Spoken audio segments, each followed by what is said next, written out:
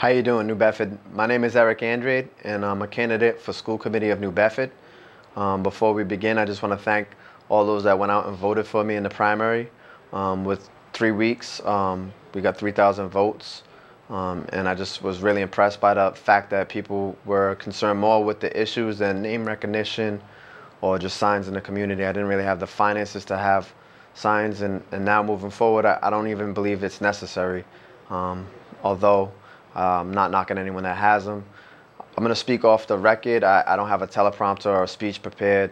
I find that I speak better, and I feel more comfortable when it's just open and honest. I'm running for school committee because as someone that's been working in the community with young people for years, I think about 14 years now, I have a lot of concerns around the educational system, and in particular with the students that are getting pushed out or forced out of school, and in addition, those that are choosing to step away from the school and dropping out. Many of the students that have come into the organization where I work for PACE Youth Build, which is a nonprofit serving youth 16 to 24 who are no longer in the school system and are working to get their GED. In my experience working at Youth Build and other nonprofits in the community, in particular with these young people, I realized that their educational success was hurt more by emotional barriers that they have from experiences in their life, or also from not relating to the teachers or feeling unsafe in the school environment, whether it was from other students or not feeling respected. And in addition, many of the kids that I'm working with are dealing with food, clothes, and shelter issues. And that's basically the foundation of our needs in life. And when those needs are not met, it's very difficult to think about, algebra or Shakespeare or any of the topics that we require kids to learn about. I feel that the voice I bring to the school committee and the perspective I bring is basically one that is open to listening and encouraging the voice of young people, in particular those students that are at risk of dropping out, those that have dropped out, and those that may be considering it. I think it's important that we identify the barriers that they have and the reasons why they're dropping out if we want to really address the dropout issue. And I feel like that's something that I'll be a strong advocate for, listening to the youth in our community. I also, in addition, through the campaigning and through the debating, have realized that there's many other candidates that I also support. And I think it's important to realize that it's not about one seat, it's not about me getting a seat.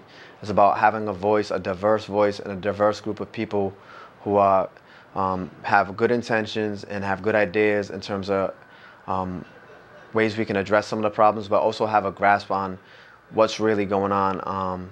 And I feel that the voice of Jack Livramento was important. I feel like the voice of Dr. Gonzalez is important. I feel like the viewpoint and philosophy of Marlene Pollock is important. And I think that the reality is that those 4 candidates, in particular the 3 challengers, are voices that the community really needs to listen to and needs to support, and if we want to really make a systematic change and create change. One of the issues in our community is that 63% of the Latino population and Portuguese immigrant population and as well as Cape Verdean or basically English as a second language students are dropping out of the school. That's 63% of the students from the ESL populations are dropping out of school.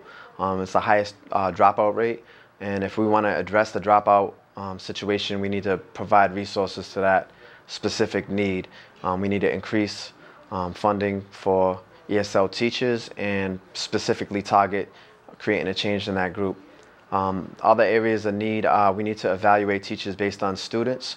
Students need to have voice. We also need to provide more resources for the teachers. Many of these teachers, the problems they're dealing with in the classroom have nothing to do with the academic curriculum that they're supposed to be teaching. There's a lot of needs, as I mentioned earlier, emotional needs, or financial needs, food, clothes, and shelter needs. We need to increase wraparound services within the school, partnering with organizations within the community, whether it's nonprofits such as Third Eye, or Dream Out Loud, or North Star Learning Center, or Child and Family Services, and providing resources for the community. So that being said, I hope I get your vote, and I hope you also vote for Jack Livramento, Dr. Gonzalez, and or Marlene Pollock on November 8th. Thank you.